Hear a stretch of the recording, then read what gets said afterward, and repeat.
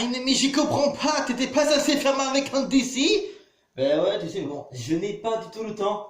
Alors qu'est-ce que tu vas faire? Je vais juste critiquer un autre film, hein, mais je viens juste d'en acheter un en DVD d'ailleurs. Ah, ne t'as acheté un DVD? Tu peux télécharger maintenant. Ouais, mais bon, j'ai bien envie de collectionner, tu vois, ma vidéothèque. Ah, j'ai remarqué, t'as une rue de déco. Ouais, il faut aussi que je dégage ce poster là des camions jaunes. Ah, mais pourquoi? Parce que c'est des enculés. Ah, tu comprends. Il est où le DVD que t'as acheté? Tu l'as planqué, c'est ça? Espèce d'enculé, va. Ah, t'es pas très discret, elle est carrément sur la télé, en bas de mon téléphone.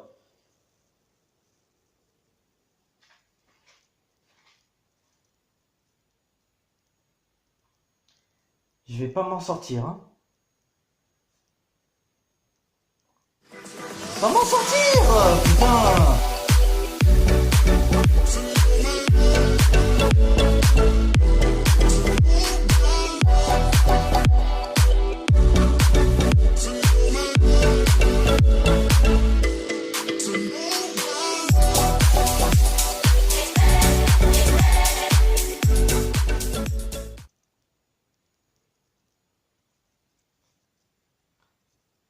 Ils ont remarqué ou... Oh oui, tu fermes ta gueule, j'avais compris. Bon, salut, ça va? Alors, on se retrouve pour un nouvel épisode de Vlog Critique. J'étais censé faire un Marvel contre DC, mais vu que je n'ai pas le temps pour le faire avec celui qui doit être à côté de moi, et bien, résultat, je fais un autre épisode que j'avais en tête depuis un bon moment.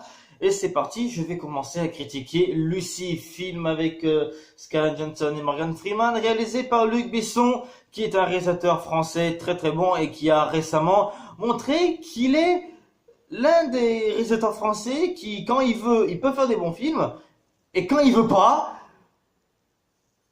attends, au contraire. Oui, en fait, quand il veut, il fait des bons films, et quand il veut, il fait des mauvais films, il fait des flops. Un peu comme le dernier qui vient de sortir. Je l'ai pas vu, hein, c'est juste que j'ai entendu parler, et à ce qui paraît, il a fait un gros flop. Évidemment, tous ces films fonctionnent en France, parce que c'est un réalisateur français, mais en Amérique, ils sont pas très fans des réalisateurs français, donc excusez-moi s'il a pas fait succès en Amérique, c'est tout à fait normal. Et en plus, pour faire à l'international, il prend carrément des acteurs américains, donc aussi il est sûr et certain que ça peut marcher. C'est pas obligatoire. Et ton dernier film vient de le prouver, Luc. Donc, Luc, rejoins-moi du côté obscur de la force. Oh putain, mais qu'est-ce que je dis, moi, encore comme connerie? Bon, allez, bon, fini de rigoler, on va critiquer Lucie. Alors, déjà le film nous présente un singe, qui donc est censé être la première femme au monde, qui est donc Lucie. Voilà, on apprend que la première femme au monde, à ce qui paraît, s'appelle Lucie. Bon, ok. Et le film directement commence sur Lucie et Richard. On sait pas qui est vraiment Richard, on sait pas qui est vraiment Lucie, ils sont juste comme ça. On sait que Richard, il a une mallette à apporter, donc il y va. Il demande à Lucie de le faire parce que la dernière fois, il s'est un peu embrouillé avec le patron, t'as vu? Donc, pour obliger Lucie à le faire, il menotte la mallette à Lucie. Donc, Lucie va à l'hôtel demander Monsieur Cheng, je crois. Et c'est là où ça part complètement en couille. Richard se fait tuer. Elle se fait amener chez Monsieur Cheng. Elle ouvre la boîte et elle découvre que donc il y a du CPH4. Un truc qu'en fait les femmes, quand elles sont enceintes, fabriquent du CPH4 en quantité réduite, qui a la puissance en réalité d'une bombe atomique, qui crée donc les os et etc. C'est ce qui donne cette puissance. Et si t'en prends trop, tu peux, comment dire, mais résultat, mais vu qu'elle a atterri dans un endroit qu'il fallait pas, mais elle s'est fait mettre des bons coups de pied dans le rein, là où elle a eu la pochette, tu sais, ils l'ont cousu à l'intérieur, tu vois, et voilà, se retrouve avec cette substance dans le corps qui augmente la capacité de son cerveau. Et à chaque fois que son cerveau arrive à un pourcentage, on nous montre à chaque fois, genre par exemple, il y a le chiffre 30% qui s'affiche sur l'écran, ensuite 40, ensuite 50, etc., etc. Ce qui est super bien. Et au début, un truc que j'ai bien aimé, c'est que quand par exemple Lucie s'approchait de plus en plus du piège, entre guillemets, au début du film, ça veut dire genre, donc elle refuse d'aller à la place de Richard, et quand elle accepte et qu'elle se fait donc capturer par les hommes de Monsieur Chang, eh ben, on voit donc la gazelle qui se fait courser par un léopard, le léopard qui prend la gazelle. En guillemets, ça veut dire qu'elle s'est fait avoir par le méchant du film. Voilà, moi je suppose ça comme ça. Et ensuite, quand le CPH4 va donc dans son corps, oui, je me gratte le nez, il y a un problème. Donc voilà, donc quand le CPH4 va dans son corps, elle devient tellement intelligente.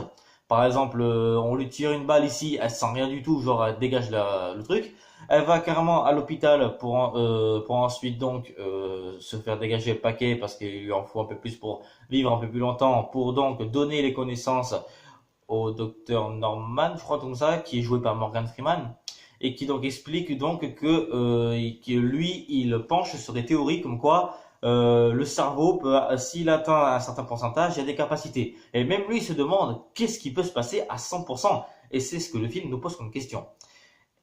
Et pendant le film, on voit Lucy qui devient de plus en plus intelligente, avec son cerveau qui commence à augmenter de plus en plus, jusqu'au moment où donc genre le chien il sent un truc bizarre, et elle regarde le chien il dégage tout de suite et fait ah vas-y m'approche pas connasse. Voilà un truc comme ça. Et donc elle devient tellement puissante, genre elle crée carrément enfin donc elle peut carrément soulever des gens, la capacité de la télépathie, genre par exemple elle lève la main, il y a une vingtaine de flics devant elle, elle lève la main, ouais tout le monde s'endort. Elle peut faire saigner du nez à quelqu'un. À un moment dans l'avion, elle était à deux doigts de crever parce que le CPH4 est en train de, comment dire, voilà, quoi, donc de la crever quoi. Et donc elle est obligée d'en rebouffer. Donc voilà. Et donc les résultats, donc elle appelle carrément un flic français pour l'aider parce qu'il y a trois autres, enfin donc il y a trois mecs donc qui ont été eux aussi greffés d'un paquet de drogue en Italie. Donc oui, en Italie, en Allemagne et l'autre je sais plus où. Et donc résultat donc ils arrivent à récupérer les trois. Elle arrive à voir les trois d'un coup. Le docteur là, le docteur Norman, je sais pas quoi, là, avec plein d'autres médecins lui donne tout le reste. Et résultat, elle arrive à 100%. Genre, elle peut carrément se téléporter alors qu'elle est toujours dans la même salle. Elle peut remonter le temps. Elle est toujours dans la même salle. Le truc c'est qu'elle savait pas du tout quoi faire de ses capacités et de son savoir. Elle a appelé donc le médecin, le docteur Norman, pour lui dire qu'est-ce que je peux faire de toutes mes connaissances. Et bien, il lui dit, mais fais comme toutes les cellules font, partage, donne ton savoir. Et c'est ce qu'elle va faire vers la fin du film en lui donnant la clé USB, parce qu'en fait elle construit une sorte d'ordinateur plutôt étrange. Et le truc c'est qu'à la fin on apprend donc qu'elle est partout. Genre à 100% on est invisible. Mais si je comprends bien par rapport à la matière, c'est que puisqu'ils sont à 100%, ben, genre on est constitué de plusieurs atomes. Et si donc tous les atomes se réunissent en un seul, on n'est plus un être humain. On est partout. On est comme invisible. On est hors du temps. Enfin, c'est ça que j'ai compris. Et résultat, c'est ça que le film veut nous faire apprendre et comprendre. Donc cette thèse a été pas approuvée, mais les théories existent bel et bien. Et Luc Besson a écrit le scénario, il avait déjà l'idée 10 ans plus tôt, alors que le film est sorti en 2014. Il a déjà eu cette idée 10 ans plus tôt, mais il hésitait encore à le faire. Donc il a discuté avec plein de scientifiques pour savoir les différentes théories. Et donc résultat, il a pu écrire son scénario, qui a pris 10 ans, certes, mais il a pu le faire. Et résultat, bon, déjà, quand j'ai su qu'il allait sortir et que je vois Scarlett Johansson et Morgan Freeman avec Luc Besson, j'ai dit quoi? Voilà. Donc je disais que j'allais m'attaquer à du lourd parce que malheureusement ce film s'est pris, évidemment, comme d'habitude, s'est pris une grosse branlée.